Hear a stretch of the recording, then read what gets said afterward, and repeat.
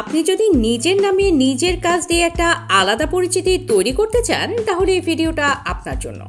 আজকে আমরা কথা বলবো কিভাবে আপনি নিজেই একটা শক্তিশালী ব্যক্তিগত ব্র্যান্ড গড়ে তুলতে পারেন ধাপে ধাপে।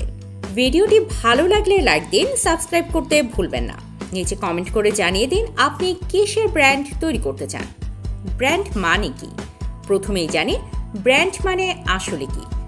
ব্র্যান্ড মানে শুধু একটা লোগো বা স্লোগান নয়, এটা আপনার পরিচিতি।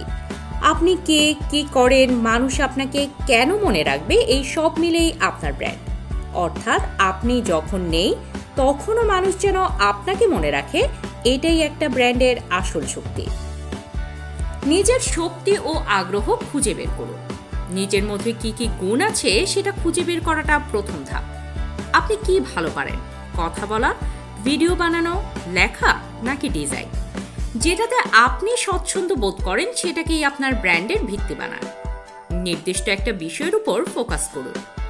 সবার জন্য কিছু করতে গেলে কারো জন্যই কিছু করা হয় না, তাই একটা নির্দিষ্ট বিষয়ের উপর ফোকাস করুন।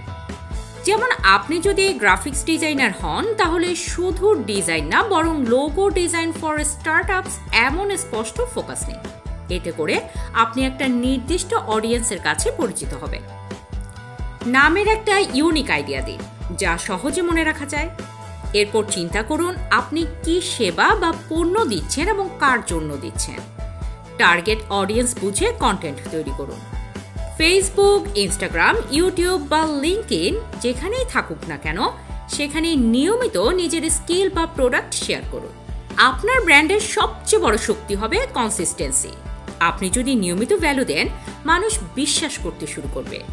সঠিক তথ্য, ভালো সার্ভিস আর মানুষের উপকার আসে এমন কন্টেন্ট, এই তিনটি জিনিস আপনার ব্র্যান্ডকে তৈরি করবে। তাহলে আপনি প্রস্তুত তো নিজের ব্র্যান্ড করতে? কমেন্টে লিখে জানান আপনি কোন বিষয়ের উপর ব্র্যান্ড তৈরি করতে চান।